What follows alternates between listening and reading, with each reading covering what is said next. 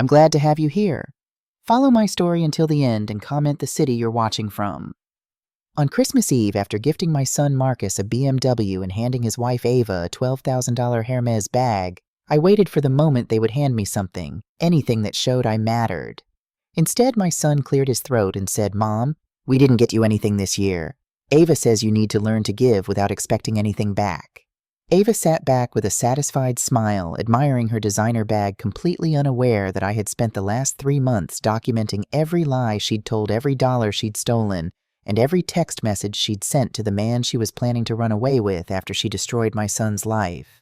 She had no idea that the envelope sitting in my drawer contained 47 photographs, 23 pages of bank statements, and 1 email that would shatter everything she'd built. But I'm getting ahead of myself. My name is Olivia Dawson. I'm 73 years old, and if you had told me last Christmas that this year I would be sitting in my Naples, Florida home planning to expose my daughter-in-law as a fraud and a cheat, I would never have believed you. But here I am. And honestly, I'm at peace with it, because some lessons cost you everything to learn, but they give you back something more valuable than any gift wrapped in shiny paper. They give you yourself. The first time I noticed something was wrong, I was standing in my kitchen staring at a basket of oranges. I'd bought them 4 days earlier at the Publix on Tamiami Trail, 12 bright, perfect Florida oranges that sat in their wicker basket on my counter like small suns. I bought them because Marcus loved fresh squeezed orange juice. When he was little, he'd stand beside me on a step stool while I cut them in half, waiting for his glass like it was liquid gold. But Marcus hadn't been by in 3 weeks. Those oranges just sat there untouched, and I realized the only reason I still bought them was for a son who no longer came around. I threw them away that afternoon. All of them. The basket, too. The house felt different after that. Bigger. Quieter. The kind of quiet that presses against your ears until you turn on the television just to hear another human voice, even if it's a stranger selling you insurance you don't need. My husband Ray had been gone 2 years by then. 2 years of waking up to an empty bed. 2 years of cooking meals for one. 2 years of learning that the life you build with someone for 40 years doesn't just disappear when they do. It keeps going. Only now you're walking through it alone, like moving through a museum of your own memories. Ray died on a Tuesday in March. Massive heart attack while reading the newspaper in his favorite chair, the brown leather one by the window that overlooked the garden he'd spent 20 years perfecting. The doctors said he didn't suffer. I'm still not sure if that makes it better or worse. Marcus had been my anchor during those first terrible months. He called every single day, sometimes twice. He'd stop by after work just to sit with me on the back porch, letting me cry without trying to fix anything because there was nothing to fix. His father was gone, and no amount of talking or planning or doing could change that. "I'm here, Mom," he'd say, holding my hand while the sun set over the neighbor's fence. "I'm not going anywhere." But then he met Ava. At first I was happy for him. Genuinely happy. My son was 35 years old, and after 2 failed relationships in his 20s, I'd started to worry he'd given up on finding someone. When he called me that June evening, his voice bright with excitement, telling me he'd met someone special, my heart lifted for the first time in months. "Her name's Ava Montgomery," he said. "She's incredible, Mom. Smart, beautiful, ambitious. We met at a gallery opening downtown. She works at this boutique on 5th Avenue and does lifestyle content on Instagram. She's got like 150,000 followers." I didn't know what lifestyle content meant, but I smiled and said all the right things. I told him I couldn't wait to meet her. I told him he deserved happiness. I told him his father would be so proud. And I meant it. I really did. The first time Marcus brought Ava to the house, it was late July. The air conditioning was fighting a losing battle against the Florida heat, and I'd spent the morning making iced tea and arranging cheese and crackers on the good china, the kind you only use when you want to make a good impression. I opened the door, and there she was. Ava Montgomery was 29 years old and looked like she'd stepped out of a magazine. Long dark hair that fell in perfect waves past her shoulders. Skin that glowed with expensive skincare products. Designer sunglasses pushed up on her head even though the sun was already setting. She wore a white linen dress that probably cost more than my electric bill, and when she smiled, it was the kind of smile that looked practiced, professional, like she'd spent hours in front of a mirror perfecting it. "Mrs. Dawson," she said, extending her hand. Not a hug, a handshake. "It's so wonderful to finally meet you. Marcus has told me so much about you." Her hand was cool and smooth. Mine felt rough and old in comparison. "Please call me Olivia," I said, stepping aside to let them in. Come in, I made iced tea." Marcus looked happy. That was the thing that mattered most to me in that moment. My son looked genuinely happy for the first time since his father died, and I wanted to protect that happiness at any cost. We sat in the living room, Marcus and I on the couch where he'd grown up watching Saturday morning cartoons, Ava in Ray's chair. She sat carefully like she was worried about wrinkling her dress. Her eyes scanned the room while Marcus talked about work, about a new project he was managing, about how well things were going. Ava pulled out her phone twice during the conversation. The first time she apologized. "Sorry, work thing." The second time she didn't bother explaining. She just smiled absently and scrolled while my son kept talking, not seeming to notice, or maybe not wanting to notice, that his girlfriend wasn't really present. I noticed. "So Ava," I said, trying to draw her into the conversation, "Marcus mentioned you work at a boutique downtown." She looked up from her phone like I'd interrupted something important. "Oh, yeah, part-time. It's really more about the networking and building my brand. I'm a lifestyle influencer, fashion, wellness, travel content. That's where the real opportunities are." "That sounds interesting," I said, even though I had no idea what any of that meant. "Is it lucrative?" Marcus jumped in quickly. "Ava's building something really special, Mom. She's got a vision." Ava smiled at him. It was different from the smile she'd given me, warmer, more genuine, or maybe just better acted. "Marcus gets it. Not everyone understands the influencer economy, but it's the future." I nodded and poured more iced tea. They stayed for an hour. When they left, Marcus hugged me tight at the door. "Thanks, Mom. I know she can seem a little focused, but she's great once you get to know her." "She seems lovely, sweetheart," I said, because that's what mothers do. We lie when the truth might hurt our children. I watched them drive away, Marcus in his practical Honda Civic, Ava in the passenger seat, already back on her phone, and I felt something I couldn't quite name. Not dislike exactly, more like wariness. Like watching a storm build on the horizon and knowing you should probably close the windows. But I pushed the feeling aside. I told myself I was being overly protective, that I was judging her too harshly because she wasn't what I'd imagined for my son, that every mother probably feels this way when their child brings home someone new. I told myself a lot of things that summer. All of them were wrong. September came, and with it silence. The phone calls that had been my lifeline 3, sometimes 4 times a week started to slow. A call here, a text there, then nothing for days at a time. At first, Marcus had explanations. "Sorry I haven't called Mom. Work's been crazy." Or, "Ava and I have been busy with wedding planning." They'd gotten engaged in August after dating for barely 2 months, but I'd bitten my tongue and said congratulations. Then the explanations stopped too. I'd text him simple things. Nothing demanding, nothing that would make me seem like the clingy mother I was terrified of becoming. "Hope work is going well. Let me know if you want to come by for dinner." He'd reply hours later, sometimes the next day. "Busy, maybe next week." "Saw your favorite show is back on. Made me think of you." "Cool, thanks, Mom." "Miss you, sweetheart." "You too." Short, distant. Like I was someone he barely knew instead of the woman who'd raised him, who'd sat beside his hospital bed when he had pneumonia at age 7, who'd taught him to drive and helped him move into his first apartment, and held him when his father died. I tried to tell myself it was normal. Newlyweds, they'd gotten married in a quiet courthouse ceremony in early September with just 2 witnesses and no family invited, needed time to build their life together. That was healthy. That was what couples did. But mothers know. We feel distance the way you feel a coming storm. Something shifts in the air. Something tightens in your chest. Something whispers that things are not okay even when you desperately want them to be. One evening in late September, I sat on my back porch watching the sunset. The air was still warm, the kind of warmth Florida keeps even as the rest of the country starts pulling out sweaters. Ray's garden was blooming hibiscus and bougainvillea in shades of red and orange and pink. He'd planted most of it himself, spending hours in the dirt on weekends, coming inside with soil under his fingernails and a satisfied smile on his face. "A garden is patience made visible," he used to say. "You plant something small, you tend it, and if you're lucky, it becomes something beautiful."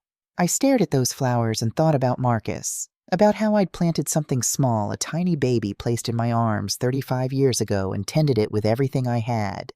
And he had become something beautiful, kind, thoughtful, loyal. But now someone else was tending him. Someone else was shaping him. And I could feel him changing, could feel him pulling away like a plant turning toward a different light. I pulled out my phone, stared at his name in my contacts. My thumb hovered over the call button. What would I even say? Why don't you call me anymore? Did I do something wrong? Do you still love me?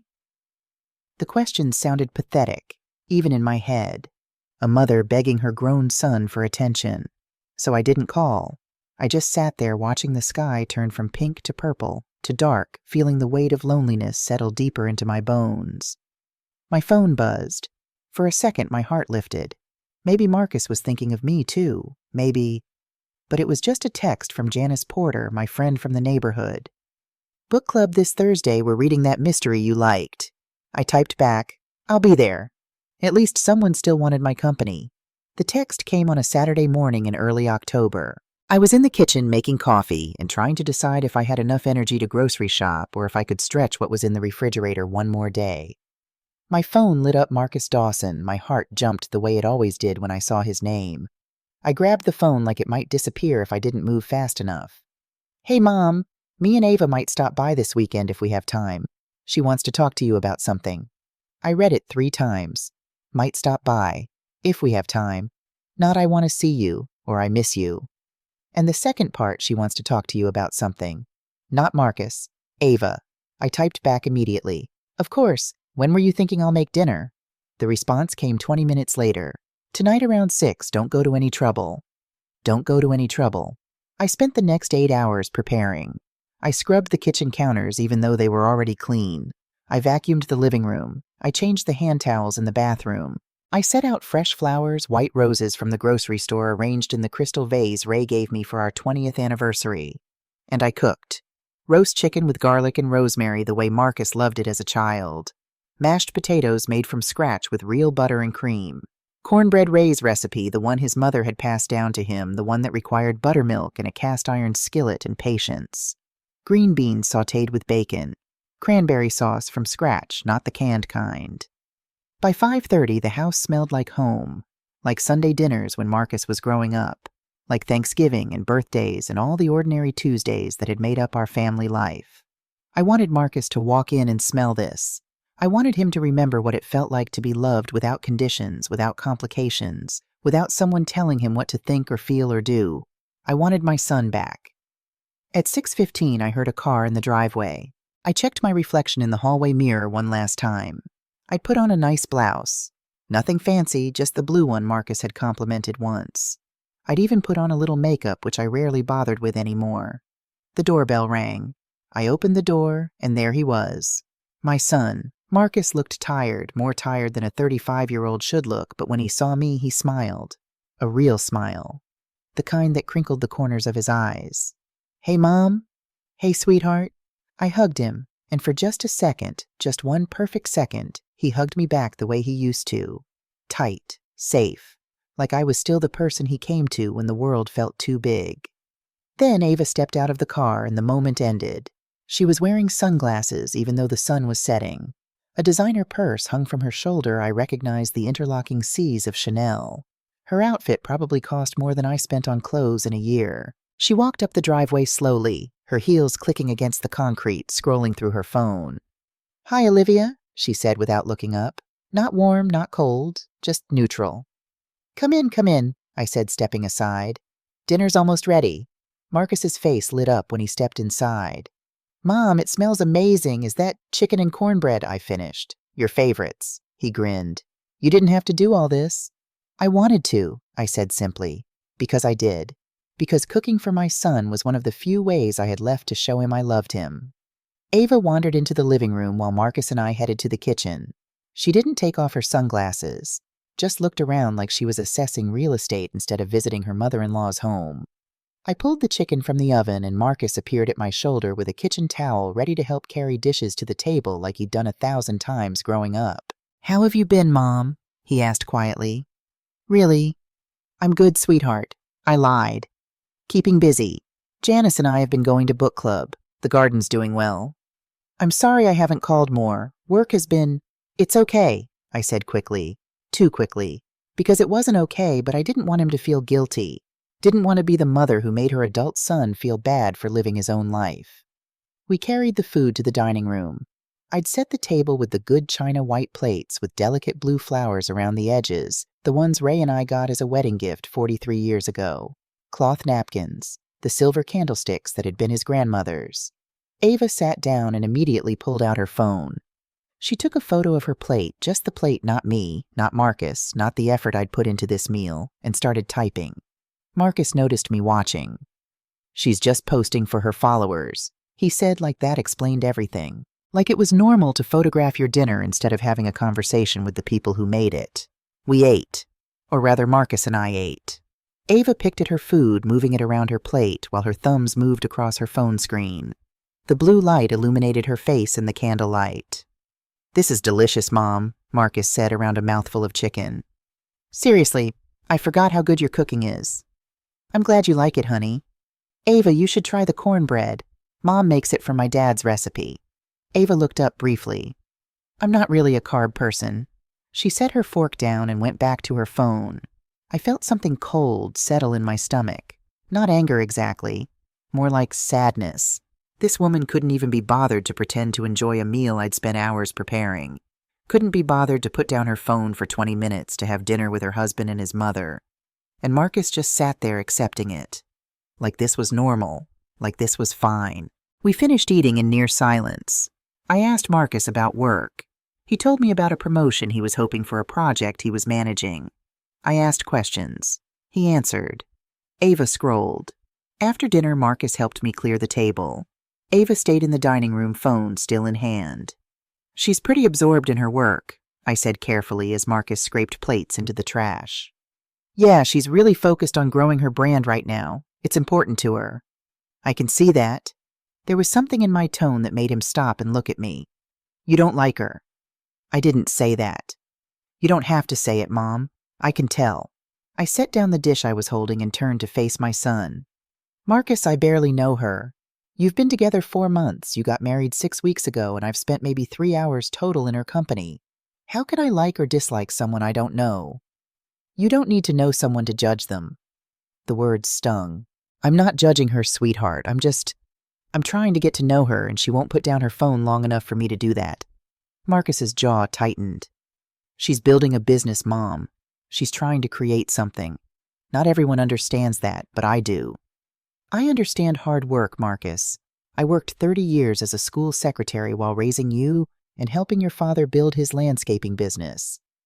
Don't tell me I don't understand hard work." "That's not what I—" He stopped, took a breath. "Look, I didn't come here to fight." "Neither did I." I reached out and touched his arm. "I'm sorry. I miss you. That's all." His expression softened. "I miss you too, Mom." For a moment, we just stood there in the kitchen where I'd raised him, where I'd packed his lunches and cleaned his scraped knees, and later taught him how to cook eggs when he went off to college. Where I'd told him his father had died holding him while he sobbed in this very spot. Then Ava's voice called from the living room. "Marcus, can you come here for a second?" The moment broke. Marcus gave me a quick smile, apologetic, tired, and walked out. I stood alone in the kitchen, staring at the dirty dishes, listening to their muffled voices from the other room. I couldn't make out everything they were saying, but I caught fragments. Ava's voice low but insistent. "This place could sell for so much." Marcus, "Not the right time." Ava, "We're struggling, and she's one person in all this space." My chest tightened. I turned on the faucet to drown out their voices and started washing dishes with shaking hands. The hot water scalded my fingers, but I barely felt it. They were talking about my house, about selling it, about how I didn't need all this space. This house where Ray and I raised our son, where we celebrated 40 Christmases, where Ray took his last breath in his favorite chair by the window. This house that was the only thing I had left of the life we built together. And my daughter-in-law, who I'd met exactly 3 times, was standing in my living room telling my son I should give it up. I scrubbed a plate so hard I thought it might crack. When I walked back into the living room 5 minutes later, my smile firmly in place, Ava was on her phone again. Marcus stood by the window, hands in his pockets, looking out at the darkening street. "Anyone want coffee?" I asked brightly. "I made a peach cobbler, too." Actually, we should probably get going, Ava said, standing up and smoothing her dress. Early day tomorrow. Marcus looked surprised. I thought, remember I have that meeting with the photographer. She was already heading toward the door purse over her shoulder, phone in hand. Marcus turned to me with an apologetic shrug. Thanks for dinner, Mom. It really was great. He hugged me quick obligatory and followed his wife to the door. I stood on the porch and watched them get into Marcus's car. Ava was already on her phone before she even closed the car door. Marcus looked back at me, once raised his hand in a small wave and pulled out of the driveway. I stood there long after the taillights disappeared, the Florida evening warm and thick around me, feeling more alone than I had in the 2 years since Ray died. Back inside, I looked at the dining room table. 3 place settings, 3 chairs. Evidence that people had been here, but somehow the house felt emptier now than it had before they arrived. I sat down in Ray's chair, the leather one by the window, and stared at the wall where family photos hung in mismatched frames. Marcus at 5 years old, gap-toothed and grinning. Marcus at high school graduation. Marcus and Ray working on a science project at this very table. There were no photos of Ava. We'd never taken any together. I closed my eyes and remembered something Ray used to say. Trust your gut, Liv. It's never wrong. My gut was screaming that something was very, very wrong with my son's wife. I just didn't know how wrong yet. 3 weeks passed. Marcus texted me twice. Short messages. Hope you're doing well. Busy week, talk soon. I didn't hear from him at all after that.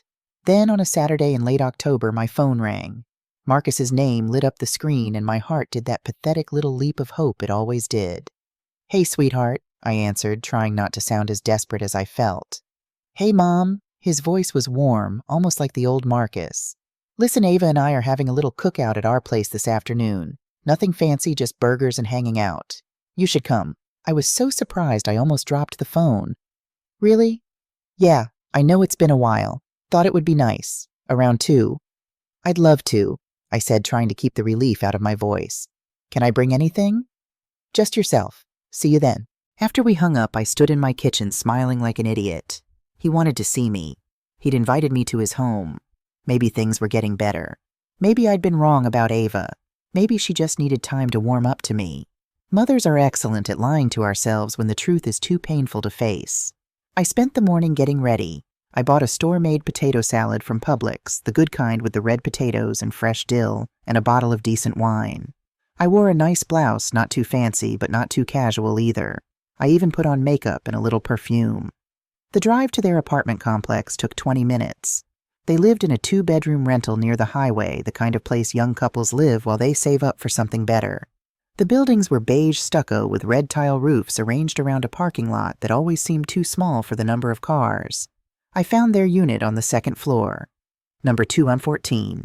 Marcus opened the door before I could even knock, like he'd been watching for me. Mom, come in. The apartment was small but neat. Minimal furniture, a couch that looked like it came from IKEA, a small TV on a stand, a folding table with 2 chairs in the kitchen area. Very different from the cluttered lived-in home where I'd raised him. It's lovely, I lied. Ava was in the kitchen area arranging paper plates on the folding table. She glanced up when I entered. Oh, hi, Olivia. Not warm, not welcoming, just acknowledging my presence. Hi, Ava. I brought potato salad and wine. Great, you can put it in the fridge. I handed the dish to Marcus, who carried it to the small refrigerator. As he opened it, I caught a glimpse inside. Not much food, some condiments, leftover takeout containers. And on the counter beside the fridge, partially hidden behind a dish towel, I saw something that made my stomach drop. A shopping bag, the kind you get from expensive stores. I could see the edge of a shoebox inside Louboutin, the distinctive red sole visible. Another box, also designer, peeked out from behind it. Marcus saw me looking and quickly moved the bag out of sight. So, you want something to drink, Mom? I've got iced tea. That would be lovely. We went out to the small balcony.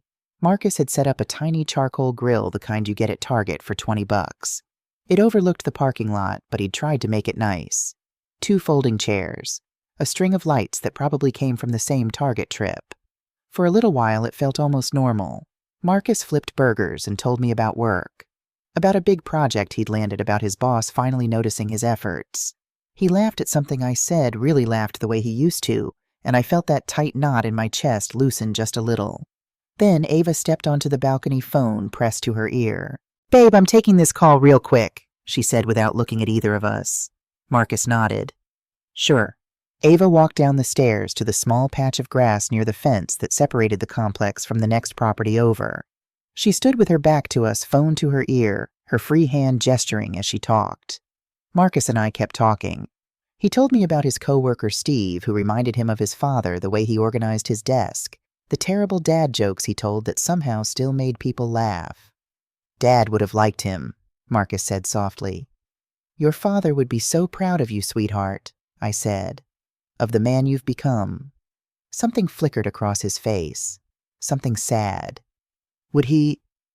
Before I could answer, I heard it. Ava's voice carried on the wind. She was far enough away that she probably thought we couldn't hear, but the acoustics of the apartment complex created strange echoes, and her voice drifted up to us in fragments. "No, he doesn't suspect anything." I froze pretzel halfway to my mouth. Marcus was focused on the grill, oblivious. Ava kept talking, her voice low but clear enough. "Just give me time." I set down my drink carefully, not wanting to make any noise that might alert her or distract me from hearing. "Once the house sells, everything will fall into place." The world tilted sideways. Marcus flipped a burger, humming under his breath. "I just need him to convince her." My hands started to shake.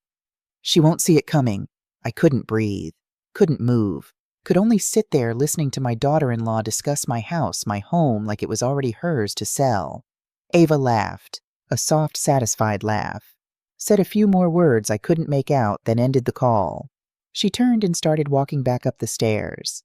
I picked up my iced tea with trembling hands and took a sip, fighting to keep my face neutral. Marcus glanced over at me. "You okay, Mom? You look a little pale." "I'm fine, sweetheart, just the heat." Ava returned to the balcony, slipping her phone into her pocket. She sat down in the chair beside me and smiled that practiced professional smile. "Everything good?" Marcus asked. "Yeah, just work stuff," she said smoothly.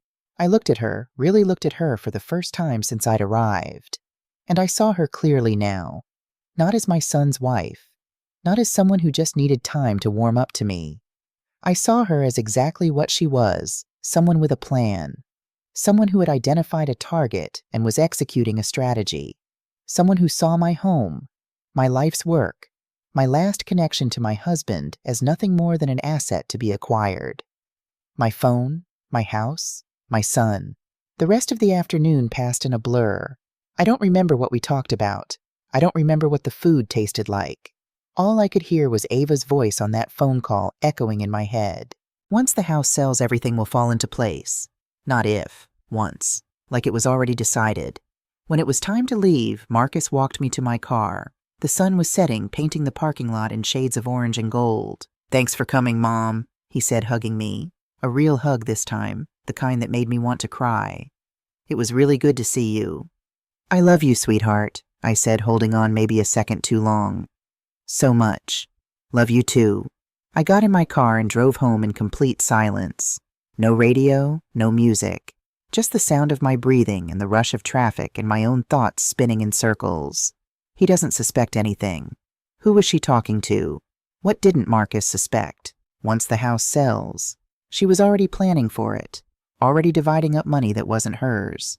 Already treating my home like it was a done deal. She won't see it coming. But I had. I'd heard every word. I pulled into my driveway and sat there for a long time, hands still gripping the steering wheel, staring at the front door. The house Ray and I had bought 35 years ago when Marcus was just a baby. The house we'd painted together, argued about landscaping for filled with furniture and memories and life. The house where Ray died. The house Ava wanted to sell. I walked inside on legs that felt disconnected from my body. The house was dark. I didn't bother turning on lights, just walked through the living room past the family photos on the wall and sank down into Ray's chair by the window. And I cried. Not the quiet, dignified tears of grief I'd shed at Ray's funeral. Ugly, gulping sobs that shook my whole body. Because I'd just heard my daughter-in-law plotting to steal my home and there was nothing I could do about it. Or was there? I sat up slowly, wiping my eyes with the back of my hand. Took a deep, shaking breath. Ava had underestimated me. She'd looked at a 73-year-old widow and seen someone weak, someone easy to manipulate, someone who would roll over and let her take whatever she wanted. She was wrong. Ray's voice echoed in my memory. When someone shows you who they are, believe them. But when they hide it, investigate. I stood up and walked to my bedroom, opened the drawer of my nightstand and pulled out my address book, the actual paper kind because I'm 73 and I don't keep everything on my phone. I flipped to the P section, found the number I needed. Tomorrow morning I would call Janice, and then I would do exactly what Ray would have done. I would investigate, because I was done being weak, done being passive, done letting someone destroy my son's life while I sat by and watched. Ava thought she was 10 steps ahead. She thought she'd already won. She had no idea the game was just beginning. I called Janice at 8 o'clock Sunday morning. She answered on the second ring, her voice cheerful and warm. "Olivia, I was just thinking about you. How are you, honey?" "I need your help," I said without preamble. "Can I come over?" There was a pause. Janice had known me for 40 years. She knew the difference between I need to chat and something is very wrong. "Come right now," she said. "I'll put coffee on." Janice Porter lived 10 minutes away in a small yellow house with a garden that always looked better than mine. She'd been widowed 8 years ago when her husband Robert died of cancer. Unlike me, she'd navigated widowhood with a kind of fierce independence I admired. She'd sold Robert's vintage car collection, taken a cruise to Alaska, and started volunteering at the animal shelter. She didn't just survive losing her partner, she'd built a whole new life. I needed that kind of strength right now. She opened the door before I could knock, took one look at my face, and pulled me into a hug. "Kitchen," she said firmly. "Now." Janice's kitchen was painted a cheerful yellow with copper pots hanging from the ceiling and herbs growing in pots on the windowsill. She poured 2 cups of coffee, real coffee strong and black, and sat down across from me at the small table where we'd shared countless conversations over the years. "Talk to me," she said. So I did. I told her everything. About Marcus pulling away, about Ava's coldness, about the expensive purchases on an entry-level boutique salary, about dinner at my house and the conversation I'd overheard about selling my home, and finally about yesterday's cookout and the phone call. When I finished, Janice sat back in her chair and stared at me for a long moment. "That absolute bitch," she said quietly. Coming from Janice, who rarely cursed, who'd taught Sunday school for 20 years, the word landed with the weight of a verdict. "I don't know what to do," I said, my voice breaking. "If I tell Marcus what I heard, he'll just defend her. He'll say I misunderstood. He'll think I'm being paranoid or jealous or trying to ruin his marriage." "Stop," Janice said firmly. She reached across the table and took my hands in hers. "Listen to me very carefully, Olivia. You cannot tell Marcus anything until you have proof. Not suspicions, not overheard phone calls that could be explained away. Proof. How am I supposed to get proof? The same way I did when I found out Robert was cheating." I stared at her. "Robert cheated on you." Janice smiled sadly. 10 years before he died. I suspected for months late nights at the office phone calls he took in another room, credit card charges that didn't make sense. But I didn't say anything because I had no proof. Just a feeling. "What did you do?" "I hired a private investigator." The words hung in the air between us. "Janice, listen to me. That investigator gave me photographs, bank statements, hotel receipts, email printouts.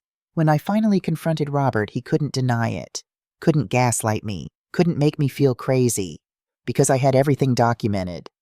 "What happened?" "I told him he had 2 choices: end the affair immediately and go to counseling with me, or I'd file for divorce and take half of everything. He chose counseling. We had another good 8 years before the cancer." She squeezed my hands. "I'm not saying I'm glad I hired that investigator, but I'm glad I knew the truth, and I'm glad I handled it on my terms, not his. I thought about this, about Marcus, about what I'd overheard. This isn't just about an affair, though," I said slowly. "This is about my house, about Ava using Marcus to convince me to sell." "And what else?" Janice interrupted. "You heard her say he doesn't suspect anything." "Suspect what? That she's manipulating him. Maybe. Or maybe there's more to it. Maybe she's planning something worse. Like what? I don't know. That's why you need a professional to find out." I pulled my hands back and wrapped them around my coffee mug. The warmth felt good against my palms. "Do you still have the investigator's number?" "Better than that. His name is Victor Patel. He's retired from the police force, but still does private investigation work. He's discreet professional and very good at what he does. She stood up and walked to a drawer, pulled out a business card, and handed it to me. Victor Patel, Private Investigations, discretion guaranteed. Below was a phone number and an address on Main Street in downtown Naples. I stared at the card. Hiring someone to investigate your own family felt like a betrayal. It felt like admitting that love and trust weren't enough, that I needed evidence to protect my own son from his wife. But then I thought about Ava's voice on that phone call, the coldness in it, the calculation. She won't see it coming. I looked up at Janice. What if I'm wrong? What if there's an innocent explanation and I'm just a paranoid old woman who can't let go of her son? Janice sat back down and looked at me with the kind of steady, clear-eyed certainty that comes from having survived something terrible and come out stronger. Then you'll know that too, she said. And you can let it go. But Olivia, I have known you for 40 years. You are not paranoid. You are not controlling. You are careful.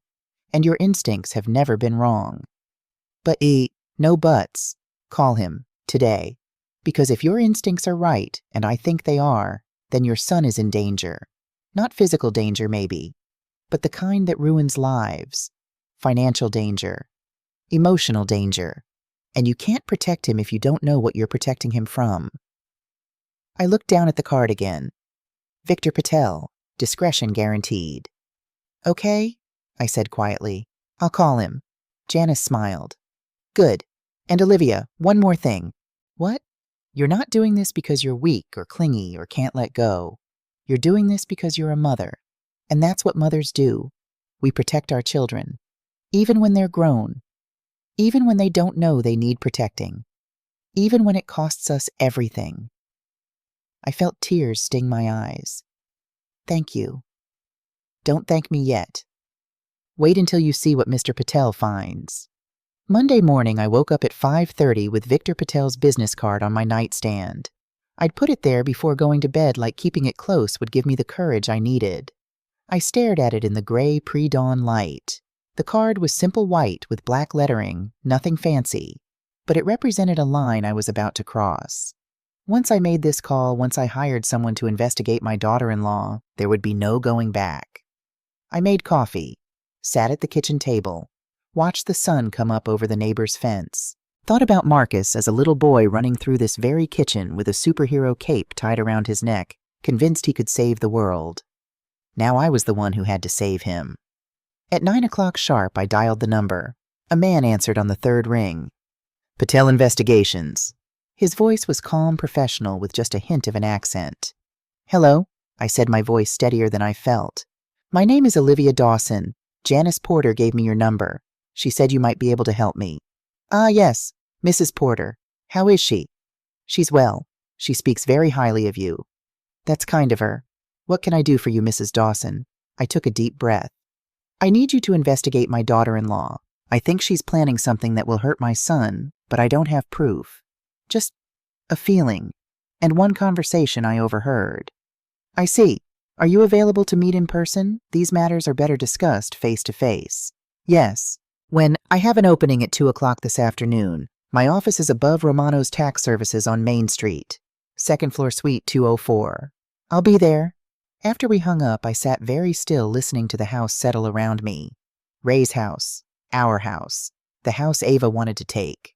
Not anymore. Victor Patel's office was exactly what I expected, small, neat, and distinctly unglamorous. The building was old, with narrow stairs that creaked under my feet. Suite 204 had frosted glass on the door with his name in simple black letters. I knocked. Come in. The office was a single room with a desk, 2 chairs, and filing cabinets along one wall. No fancy artwork, no diplomas hung for show. Just a workspace for someone who did serious work seriously. Victor Patel stood up when I entered. He was older than I expected, maybe 65, with steel gray hair and kind eyes behind wire-rimmed glasses. He wore a simple button-down shirt and slacks. He looked like someone's uncle, not like a private investigator. Maybe that was the point. Mrs. Dawson. He extended his hand. Please sit. His handshake was firm but gentle. I sat in the chair across from his desk and folded my hands in my lap, trying not to look as nervous as I felt. He sat back down and pulled out a yellow legal pad. Tell me everything. Start from the beginning and don't leave anything out. Even small details matter in cases like this. So I told him. All of it. I told him about Marcus pulling away after he met Ava, about the expensive purchases on a boutique salary, about dinner at my house and the conversation I'd overheard about my home being wasted space, about the cookout and the phone call he doesn't suspect anything once the house sells, she won't see it coming. Victor listened without interrupting. He took notes in small, neat handwriting. When I finished, he set down his pen and looked at me for a long moment. "Mrs. Dawson," he said carefully, "what you're describing is a classic pattern. I've seen it many times in my 30 years as a detective and now in my 15 years doing private investigation." "What pattern?" "Long con 3 elements are always present: isolation, financial pressure, and timeline urgency. Your daughter-in-law is isolating your son from you, his primary support system. She's creating financial pressure by living beyond their means, which makes your assets look like a solution. And she has a timeline which suggests she's working toward a specific goal with a deadline." My stomach dropped. What kind of goal? That's what we need to find out. The phone conversation you overheard, he doesn't suspect anything that's particularly concerning. It suggests there's something your son doesn't know, something she's actively hiding from him. Like what? Could be many things: an affair, hidden debt, a criminal background. Or, and this is often the case in situations involving property, she may be working with someone to defraud you of your home. I felt like I'd been punched. "You mean, like a scam?" "Possibly. Real estate fraud targeting elderly homeowners is more common than you'd think. Usually works like this: the scammer identifies a vulnerable target, in this case a widow living alone in a valuable property. They get close to the target's family member, marry them quickly, then pressure the elderly person to sign over power of attorney or deed rights for their own good. Once they have legal access, they sell the property and disappear with the money." "But Marcus would never—" "Your son probably has no idea he's being used. These people are professionals. They're very good at manipulation. They find someone lonely, vulnerable, looking for love, and they become exactly what that person needs, until they get what they want." I thought about Marcus after Ray died. How lost he'd been. How desperate for connection. How perfect a target he would have been. "Can you find out?" I asked quietly. "Can you find out what she's really doing? Who she really is?" Victor nodded. "Yes, but I need to be honest with you about something." "What?" "Sometimes when I investigate people, I find things my clients don't want to see. Not just about the subject of investigation, but about their loved ones, too. If your daughter-in-law is running a con, and your son is involved even unknowingly, the evidence may be painful. Are you prepared for that?" I thought about this. Really thought about it. "I'd rather know a painful truth," I said finally, "than live in a comforting lie." Victor smiled slightly. "That's a good answer. All right, Mrs. Dawson, here's what I can do. I'll conduct surveillance on your daughter-in-law for 2 to 3 weeks. I'll document her movements, her associations, her spending patterns. I'll run a background check, criminal records, credit history, previous marriages, if any. I have contacts who can help me access financial records, though that's a legal gray area." "Is it legal what you do?" "Everything I do is legal," he said carefully. "How I get certain information. Let's just say I have friends in useful places, but nothing I provide will be inadmissible in court if it comes to that." "How much will this cost?" He named a figure. $5,000 as a retainer, plus $150 per hour for active investigation. It was more than I wanted to spend. Less than losing my home would cost. "Okay," he said. "When can you start?" "Today. I'll need some information from you. Your daughter-in-law's full name, date of birth, if you know it, current address, place of employment, vehicle description." I gave him everything I knew. "Ava Montgomery, 29 years old, worked at Bellezza Boutique on 5th Avenue, lived with Marcus at Sunset Palms Apartments, Unit 214, drove a white Mercedes C-Class, which I'd always wondered how she afforded." Victor wrote it all down. Then he looked up at me. "One more thing, Mrs. Dawson. During this investigation, you need to act completely normal. Don't change your behavior toward your son or daughter-in-law. Don't ask unusual questions. Don't let on that you suspect anything. Can you do that?" "I think so." "Not think. Need to be sure. If she realizes she's being investigated, she'll cover her tracks. We'll lose our chance to find the truth." I straightened my shoulders. "I can do it." "Good." He stood and extended his hand again. "I'll be in touch within the week with a preliminary report. If I find anything urgent, I'll call immediately. I shook his hand and left, walking back down those creaky stairs with my purse lighter and my heart heavier. I'd just hired someone to investigate my family. Ray, I thought, what would you think of me now? But I knew what Ray would think. He'd think I was protecting our son, and he'd be proud. The next 2 weeks were the hardest of my life. I went through my normal routine grocery shopping on Tuesday mornings, book club with Janice on Thursday evenings, tending Ray's garden on weekends. I watered the hibiscus and pulled weeds and tried not to think about what Victor Patel might be discovering. Marcus texted me once during that time, just once. "Hey, Mom, hope you're doing okay. Work is crazy right now. We'll try to visit soon." I stared at that message for 10 minutes before responding. "Love you, sweetheart. Take care of yourself." He sent back a heart emoji. That was it. I wanted to call him, wanted to hear his voice to ask if he was eating enough, sleeping enough, if he was happy. But Victor's warning echoed in my head, act completely normal. So I didn't call. I just waited. Janice came over on the 10th day. She brought lemon bars and sat with me on the back porch while we watched the sunset. "Have you heard anything?" she asked. "Not yet. He said within a week, but it's been almost 2. "That might mean he's finding a lot," Janice said carefully. "The more evidence there is, the longer it takes to document properly. Or it might mean there's nothing to find and I've wasted $5,000 being a paranoid old woman." Janice gave me a look. "You're not paranoid, and you're not old. You're vigilant. There's a difference." "Doesn't feel like it." We sat in silence for a while, listening to the evening sounds, crickets, a neighbor's dog barking, the distant hum of traffic on the highway. "Whatever he finds," Janice said finally, "you'll deal with it. You're stronger than you think, Olivia." "I don't feel strong. I feel terrified."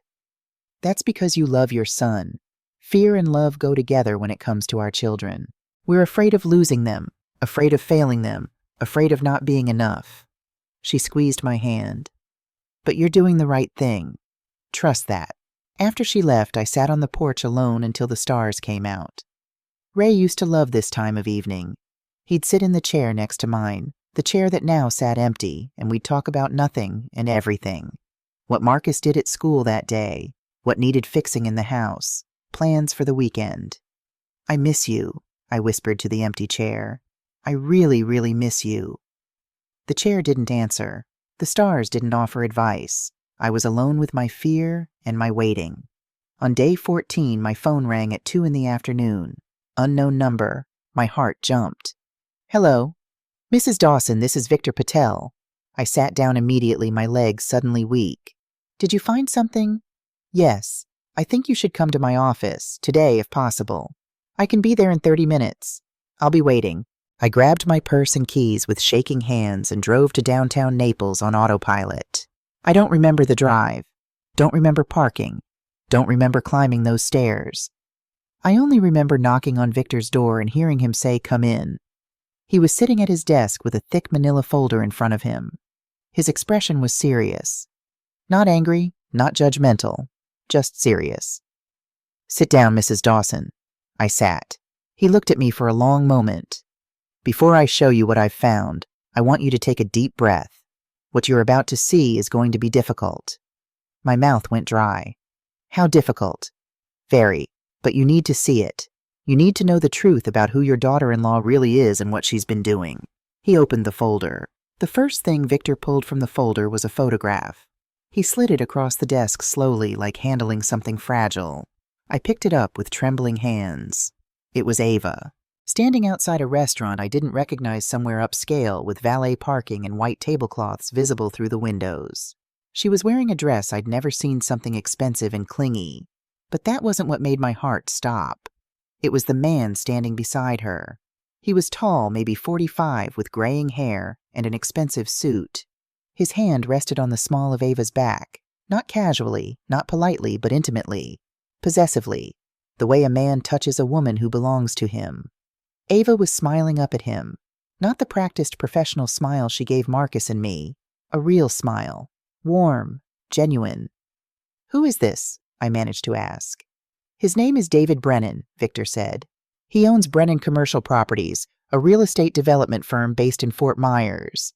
He specializes in acquiring and flipping commercial properties. Net worth approximately $12 million. I couldn't stop staring at the photo, at the way Ava looked at this man, at the way he touched her. Victor pulled out another photograph. This one showed Ava and David getting into a black Mercedes, not Ava's white C-Class, but a newer, more expensive model. David's hand was on her waist. She was laughing. Another photo. The two of them entering the Ritz-Carlton in Naples. The timestamp showed 3 o'clock in the afternoon on a Wednesday, a workday when Ava should have been at the boutique. "How long?" I whispered. "At least 4 months. Possibly longer. That's as far back as I could document with certainty." 4 months. They'd been together 4 months. Marcus and Ava had only been together 7 months total. So she was seeing this man when she met Marcus. Yes, and she never stopped. Victor pulled out more photographs. Dozens of them. Ava and David at different restaurants, getting into his car, entering hotels. One particularly damning photo showed them kissing in the parking lot of a strip mall. Not a peck, but a real kiss, the kind that left no doubt about their relationship. I felt sick. "There's more," Victor said gently. "The affair is bad, but it's not the worst part." "What could be worse than this?" He pulled out a stack of papers, receipts, bank statements, credit card bills. "Ava Montgomery's financial situation," he said, spreading them across the desk, "is far worse than she's let on to your son. She has significant debt. Credit cards, medical bills, a defaulted car loan. Total amount $47,000 in collections." I stared at the numbers. 47,000 PUD. Yes, most of it accrued between 2 and 4 years ago. She was making minimum payments for a while, but about 8 months ago, right around when she met your son, she stopped paying entirely. The collections agencies have been calling constantly. She's been ignoring them. Does Marcus know? I don't believe so. She's been very careful to hide it. Separate phone for collections calls. Different address on file with creditors, a P.O. box. Your son probably has no idea how bad her financial situation is. My mind raced. The expensive things, the clothes, the purse, the jewelry. How can she afford all that if she's $47,000 in debt? Victor's expression darkened. That's where it gets interesting. He pulled out bank statements, not Ava's, but from an account I didn't recognize. These are deposits into a checking account under Ava's name, an account your son doesn't know about. In the last 6 months, there have been regular cash deposits. 5,000 here, 3,000 there, 4,000, 2,500. Total deposited $31,000. Where is this money coming from? I believe it's coming from David Brennan. She's being paid. The word hung in the air like poison. Paid, I repeated. Paid for what? Victor hesitated. Mrs. Dawson, I need to show you something else. An email exchange I was able to access through Ava's iCloud backup.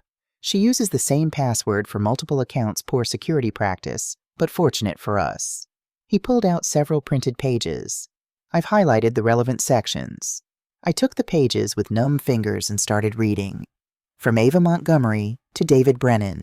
Date October 8th. Subject timeline. Update. David Marcus is finally coming around.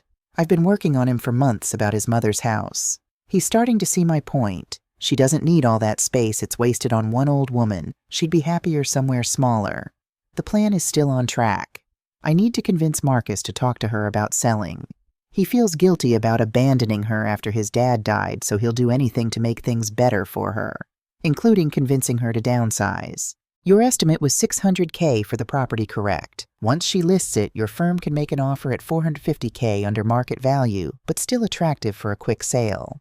She'll think she's getting a good deal. Marcus will think he's helping his mother. We close fast. You flip it within 6 months for $650 out of $700K like we discussed. You get your profit. I get my cut, $150K total, $100K upfront, $50K after the flip. That pays off my debt and gives me enough to start fresh. After the house sale settles and the money is in Marcus's account, I wait 6 months. Then I file for divorce. Irreconcilable differences, quick and clean. In a marriage this short, I'll walk away with at least half of whatever's left after he inevitably spends some of it. He still doesn't suspect anything. Thinks I'm his perfect wife. Sometimes I almost feel bad. Almost. Timeline, I want this done by Christmas. I want to be free by the new year. Keep being patient. This is going to work. I read it 3 times. Each time the words hit harder. My hands started shaking so badly I had to set the papers down. There's more, Victor said quietly. He pulled out another email. From David Brennan to Ava Montgomery, date October 15th. Subject re-timeline. Update baby, good work on the husband. Keep him motivated but not suspicious. The house is the key. Once you get the mother to sell, everything else falls into place. My investors are ready to move fast on the purchase. Your cut stands at $150K as agreed. But babe, after this is done, no more small-time shit. You've proven yourself.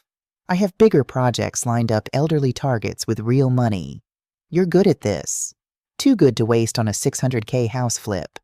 Think about it, we could do this 5-6 times a year. Different cities, different targets. You're beautiful, smart, and you know how to play the long game. That's rare. I know you're worried about getting caught, but you won't. These people never see it coming. They want so badly to believe someone young and pretty could actually care about their boring sons or grandsons. They practically hand you the keys. Stay focused. We're almost there. Also miss you. Thursday work for you. Same hotel D. I couldn't breathe. Literally could not get air into my lungs. Victor came around the desk and gently took the papers from my hands. Breathe, Mrs. Dawson. Deep breaths. In through your nose, out through your mouth. I followed his instructions, gasping like I'd been underwater. This isn't just about my house, I finally managed to say. They're running a scam. Multiple scams. She does this to people. This is what she does. Yes, Victor said grimly. It appears that Ava Montgomery, and that may not even be her real name, is a professional con artist. She targets vulnerable men from families with assets, marries them quickly, manipulates them into helping her access those assets, then leaves after she's gotten what she wants. And Marcus has no idea. None. From what I've observed, your son believes he's in a genuine marriage with someone who loves him. He has no idea he's a mark in a long con. I thought about Marcus, my sweet, trusting son who'd lost his father and was just looking for someone to fill that emptiness, who thought he'd found love, who thought he was building a life, who had no idea his wife was planning to destroy him. What about David Brennan? I asked. Is he using her, or are they partners? Partners, I believe. Based on their communication, this isn't his first time doing this either. They work together. He provides the real estate expertise and financial backing. She provides the access through relationships. They split the profits. How many times have they done this? I don't know. I'd need more time to investigate his background thoroughly. But based on what I've seen, this is not their first operation. I closed my eyes, felt tears sliding down my cheeks. My son is married to a professional criminal. Yes. And she's going to leave him broke and heartbroken by New Year's. If her timeline holds, yes, unless you stop her. I opened my eyes and looked at Victor. How? That's not my area of expertise, Mrs. Dawson. I find information. What you do with it is up to you. But I'd recommend 3 things. First, protect your assets immediately. See a lawyer set up trusts, make sure nothing is in your son's name that could be accessed through a spouse. Second, decide if and when to tell Marcus. And third, document everything. Keep copies of all this evidence in multiple locations. If this goes to court, divorce fraud charges, whatever, you'll need it. He closed the folder and pushed it across the desk to me. This is your copy. Everything I found. Photos, financial records, emails, timeline of their activities. Guard it carefully. I took the folder with trembling hands. It was heavy. Heavy with evidence. Heavy with truth. Heavy with the weight of my son's life falling apart. Thank you, I whispered. I'm sorry, Victor said gently. I know this isn't what you wanted to find. No, but it's what I needed to know. I drove home in a daze. The folder sat on the passenger seat like a bomb, which in a way it was. A bomb that would explode my son's life when it detonated, but it would also save him. At home, I sat at the kitchen table and opened the folder again, forced myself to look at every photo, read every email, study every bank statement. This was who Ava really was. Not the lifestyle influencer with the perfect Instagram feed. Not the loving wife. Not the ambitious young woman trying to build something. A predator. Someone who looked at vulnerable people and saw dollar signs. Who studied my son's grief and loneliness and figured out exactly how to exploit it. I thought about the phone call I'd overheard at Marcus's apartment. He doesn't suspect anything. Of course he didn't. Because she was good. She was professional. This was her job. and she'd chosen my son as her next victim. Not anymore, I said aloud to the empty kitchen. I gathered up all the evidence and put it back in the folder. Then I walked to my bedroom, opened the drawer of my nightstand, and placed the folder inside. Next to it, I put Victor's business card and a handwritten list. Next steps: 1. Call Rebecca Harris, estate lawyer, Janice's recommendation. 2. Protect House Living Trust. 3. Document everything. 4. Plan for Christmas Eve. 5. Save Marcus. I looked at that list for a long time. Then I picked up my phone and made the first call. Rebecca Harris's law office was in a new building downtown, all glass and steel, and modern efficiency. Very different from Victor Patel's cramped space above the tax service, but equally professional. The receptionist led me to a conference room where Rebecca was waiting. She was younger than I expected, late 30s maybe, with sharp eyes and a no-nonsense manner that put me at ease immediately. "Mrs. Dawson," she said, standing to shake my hand. "Janice Porter spoke very highly of you. She mentioned you needed help with estate planning and asset protection." "Yes. I need to make sure my house cannot be sold, transferred, or accessed by anyone except me. Not my son, not his wife, not through power of attorney or any other legal mechanism. Is that possible?" Rebecca's eyes sharpened with interest. "It's possible, but that's a very specific request. Are you concerned about someone trying to take advantage of you?" "My daughter-in-law," I said flatly. "She's planning to manipulate my son into convincing me to sell my home so she can profit from it. I have evidence." I pulled out the folder Victor had given me and slid it across the table. Rebecca opened it, read the emails, looked at the photographs, examined the bank statements. Her expression never changed professional neutral, but I saw her jaw tighten. When she finished, she closed the folder and looked at me with something like respect. "This is fraud," she said simply. "Potentially criminal fraud. Have you considered going to the police?" "Not yet. I want to protect myself first, and my son. If she's arrested before I secure my assets, she might try to do something desperate." Rebecca nodded. "Smart. All right, here's what we can do. We'll set up a living trust with you as the trustee and beneficiary during your lifetime. The house goes into the trust. You retain complete control. You can live there, rent it out, whatever you want. But legally, you no longer own it. The trust does. And that means... It means no one can force you to sell. No one can claim power of attorney over trust assets. No one can use your son's relationship to you to access the property. It's completely protected. What happens when I die? The trust specifies your son as the beneficiary after your death. But, and this is important, we can include spendthrift provisions and clauses that protect the inheritance from spousal claims. Essentially, if your son inherits the property, his wife can't touch it in a divorce. It's his alone. Can we also add a clause that if anyone attempts to defraud me or manipulate me into selling, they're automatically excluded from any inheritance?" Rebecca smiled slightly. "Absolutely. That's called a no-contest clause. Very effective deterrent. How long does this take to set up?" "I can have the documents ready in 3 days. You'll need to sign them in front of a notary. Then we file with the county clerk. Once that's done, your house is legally protected. No one can touch it." Relief washed over me like a wave. "Thank you." "Mrs. Dawson," Rebecca said, leaning forward, "can I ask what you're planning to do about your daughter-in-law, because this evidence," she tapped the folder, "is enough to destroy her." "I'm going to tell my son the truth," I said quietly. "On Christmas Eve, I'm going to invite them both to dinner, give them extravagant gifts, and then show Marcus exactly who he married. That's risky. He might not believe you, might choose her over the evidence. I know, but he deserves the chance to see the truth with his own eyes, to make his own choice. If he chooses to stay with her after seeing this, then at least I'll know I tried." Rebecca studied me for a long moment. "You're a brave woman." "No," I said. "I'm just a mother. We'll do anything for our children, even when it means breaking their hearts to save their lives." 3 days later, I returned to Rebecca's office. The trust documents were ready, 47 pages of legal language that essentially built an impenetrable wall around my home. I signed every page. My hand didn't shake. This was the right thing to do. The only thing to do. Rebecca notarized the documents, made copies, and filed them electronically with the county clerk's office. "As of right now," she said, "your house is protected. Congratulations, Mrs. Dawson. You just made yourself lawsuit-proof." I walked out of that office feeling stronger than I had in months, maybe years. Ava could scheme all she wanted. She could whisper in Marcus's ear, could try to make him feel guilty, could use every manipulation tactic in her playbook.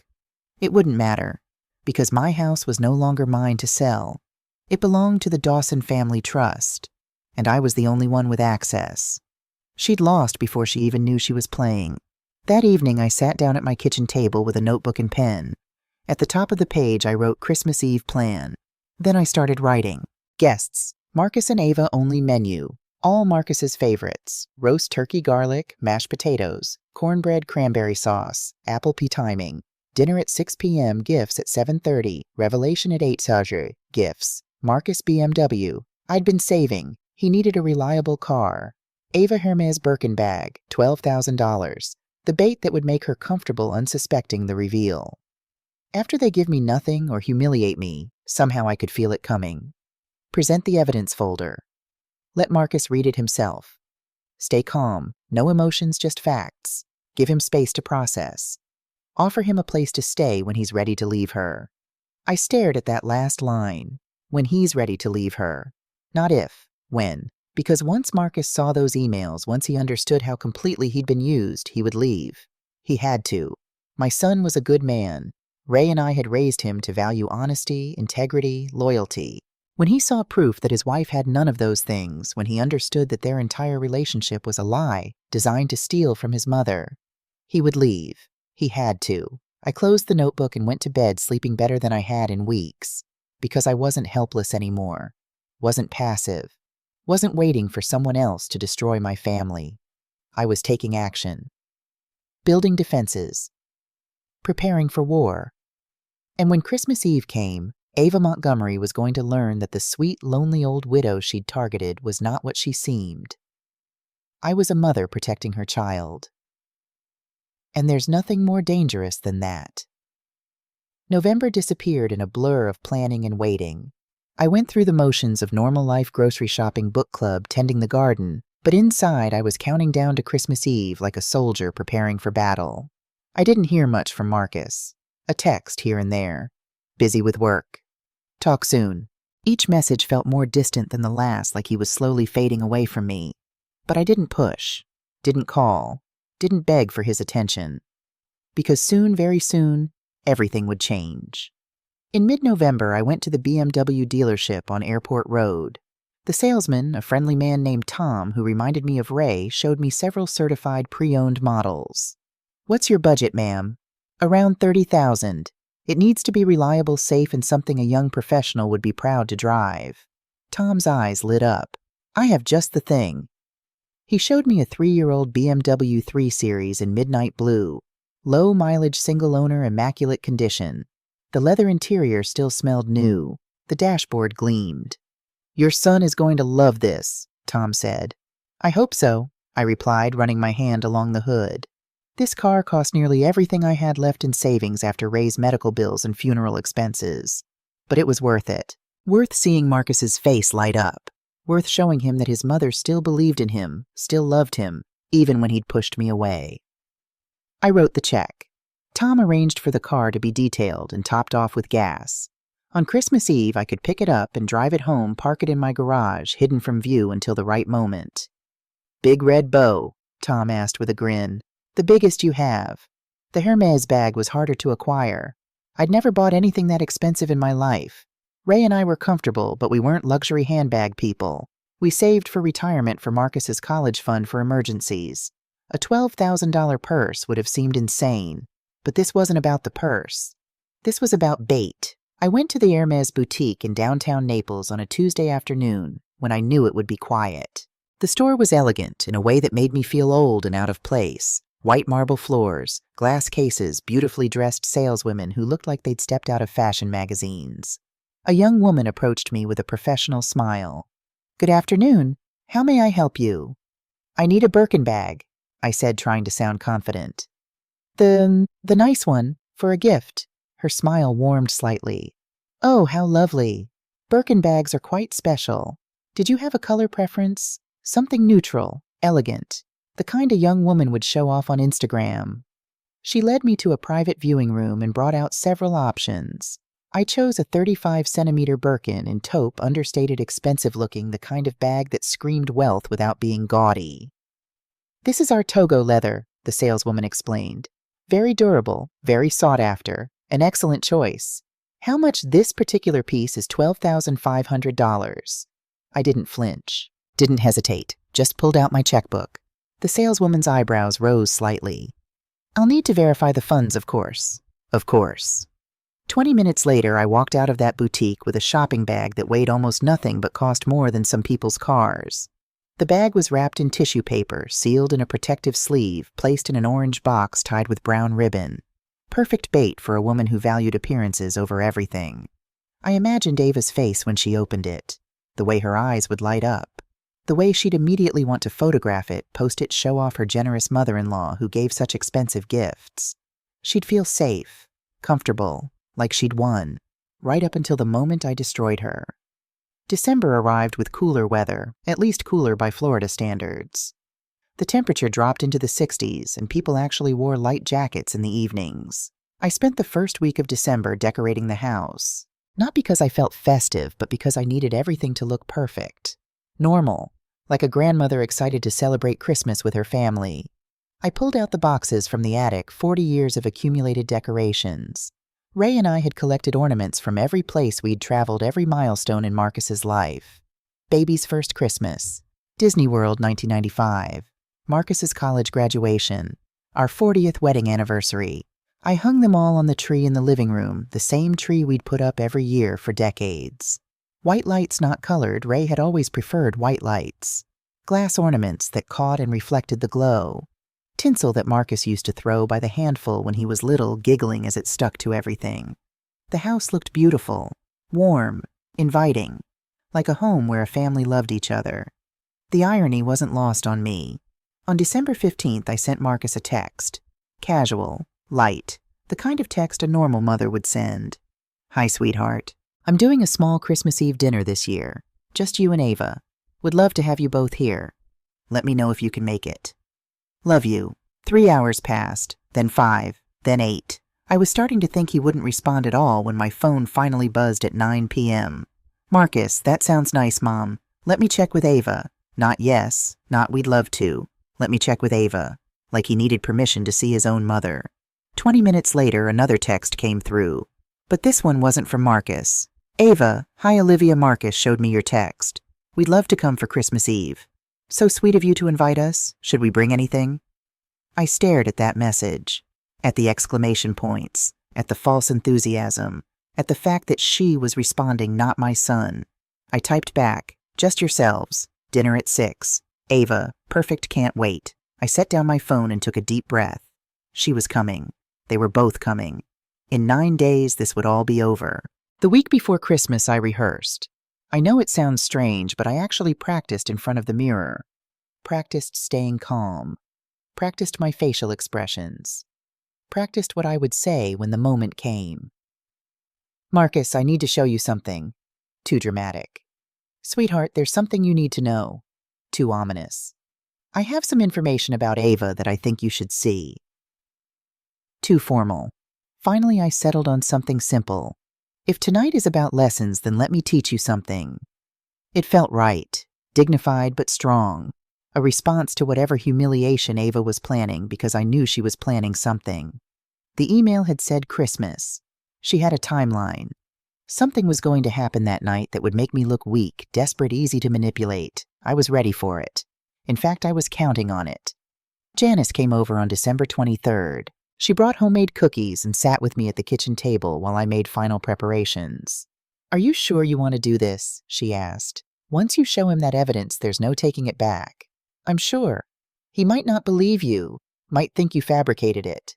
Victor Patel's report includes digital forensics, timestamps, IP addresses, court-admissible evidence. Marcus might not want to believe it, but he won't be able to deny it. Janice nodded slowly. "And if he chooses her anyway?" "I'd thought about this. Thought about it a lot." "Then at least he'll make that choice with his eyes open," I said. "At least he'll know the truth.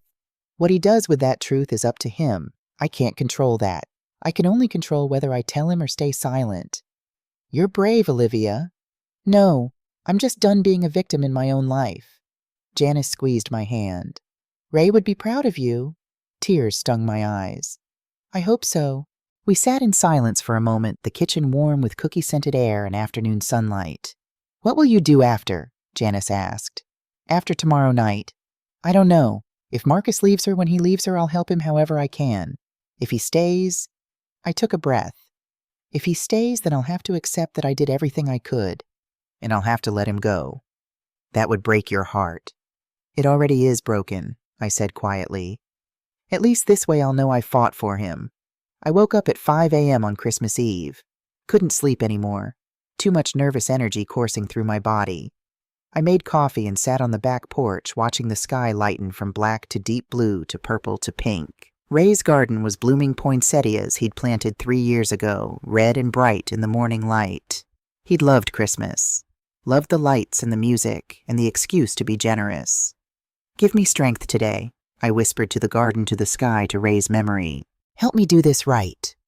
The sky didn't answer, but I felt something settle in my chest. Calm.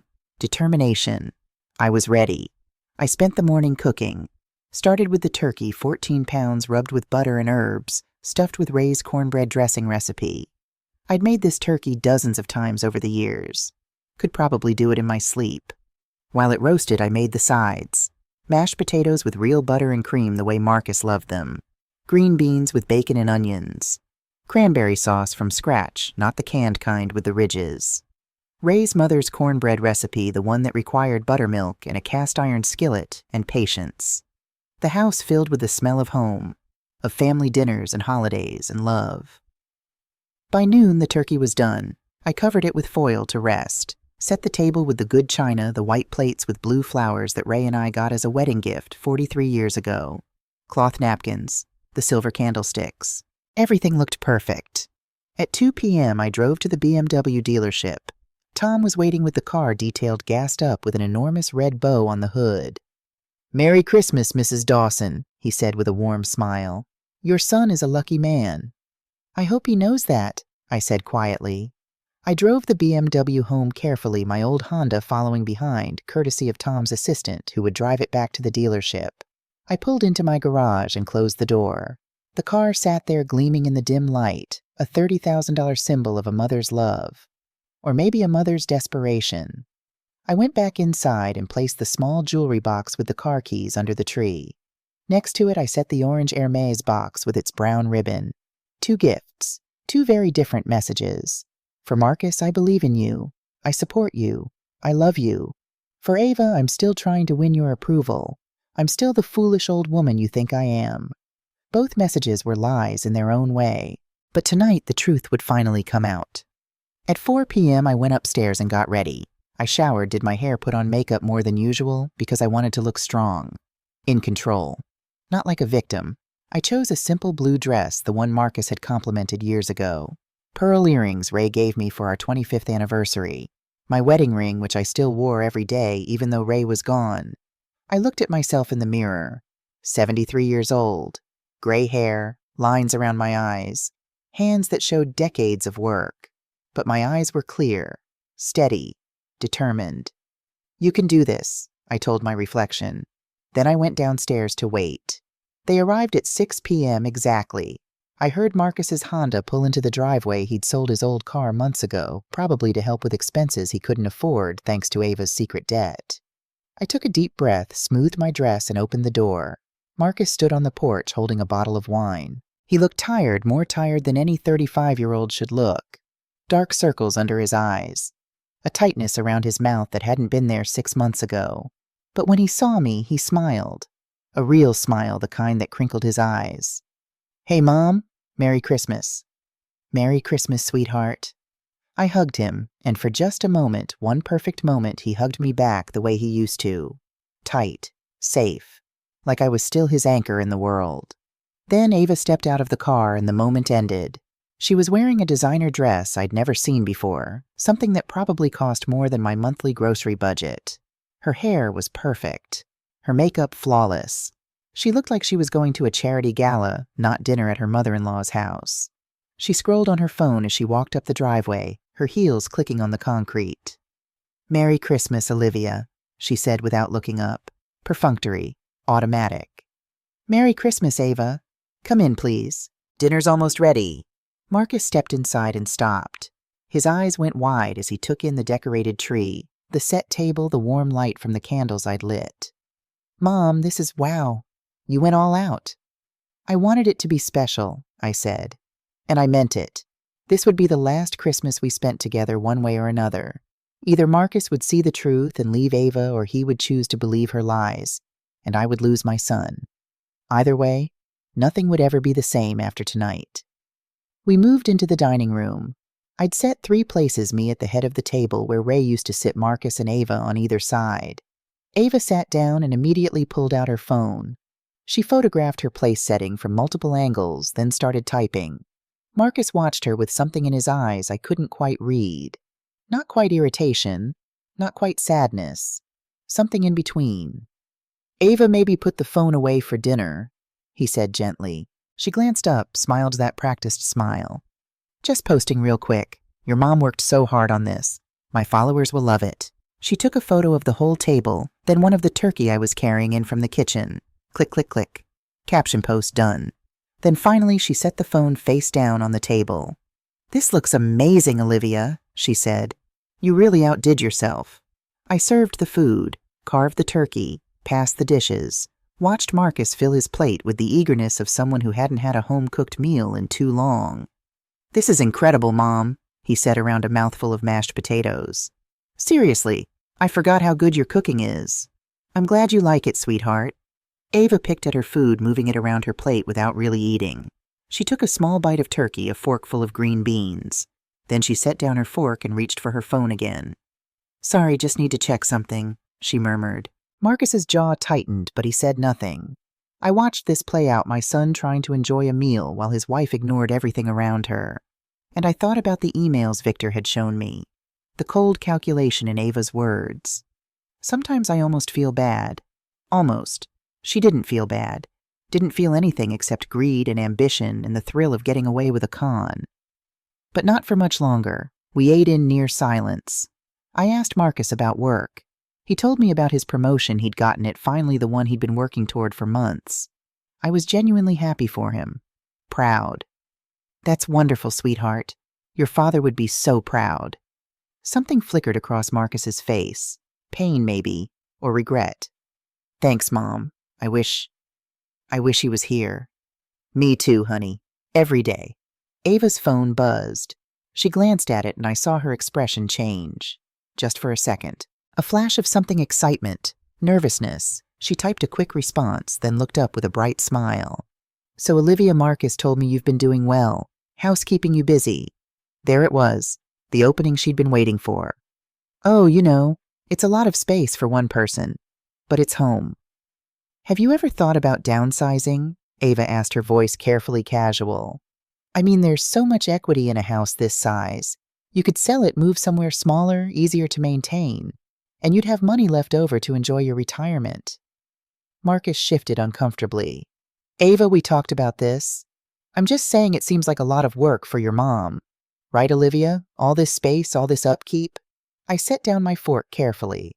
I managed just fine, and I'm not ready to leave the house Ray and I built together. Of course, Ava said smoothly. I just worry about you being alone here. What if something happened? What if you fell and no one found you for days? It was manipulation 101. Plant the fear. Make the target feel vulnerable. Then offer the solution that benefits you. But I'd spent 3 months learning all her tricks. That's very thoughtful of you to worry, I said with a smile. But I have neighbors who check on me, and Janice stops by regularly. I'm quite safe. Ava's smile tightened just slightly. Well, if you ever change your mind, Marcus and I would be happy to help you find something perfect. Right, honey. Marcus looked miserable. Mom, you know we just want what's best for you. I know, sweetheart, but what I wanted to say was, do you know what's best for you? Do you have any idea who you're married to soon? Very soon. We finished dinner. I brought out the apple pie I'd made Ray's favorite with a lattice crust and cinnamon sugar on top. I can't, Ava said, patting her flat stomach. Too many carbs. Marcus ate 2 slices. After dinner, Marcus helped me clear the table. Just the 2 of us in the kitchen like old times. Mom, he said quietly as he scraped plates. I'm sorry about Ava. She means well. She just worries about you. I know she does, I lied. She's been under a lot of stress lately. Work stuff, money stuff. She doesn't mean to be. He trailed off, searching for the word. Pushy, I supplied. He gave me a weak smile. Yeah, pushy. Marcus, are you happy? The question seemed to catch him off guard.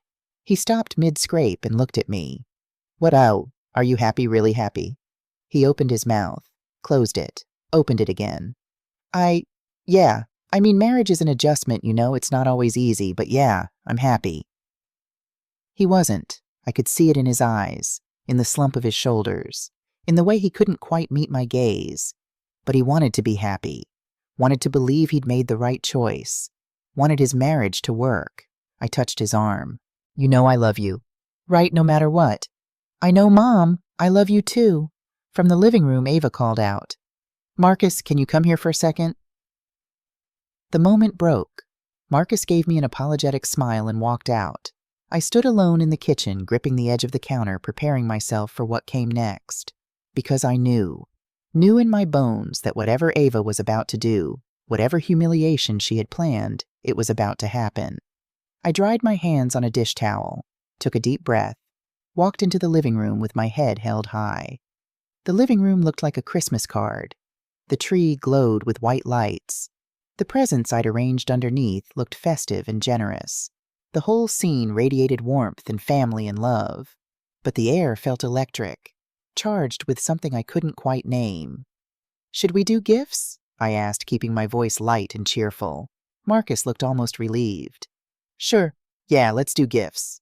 I picked up the small jewelry box first, the one with the BMW keys inside. My hands were steady as I held it out to Marcus. This is for you, sweetheart. He took it, looking puzzled. Mom, you didn't have to get me anything. I wanted to. Open it. He lifted the lid, stared at the keys with the BMW logo. His face went blank. Mom, are these? Check the garage. Marcus stood slowly like he was in a dream. He walked to the side door that led to the garage, opened it, and flipped on the light. I heard his sharp intake of breath. Mom, is that a BMW? It's yours. He turned back to me, his eyes wide with shock. And something else. Something that looked almost like tears. I can't.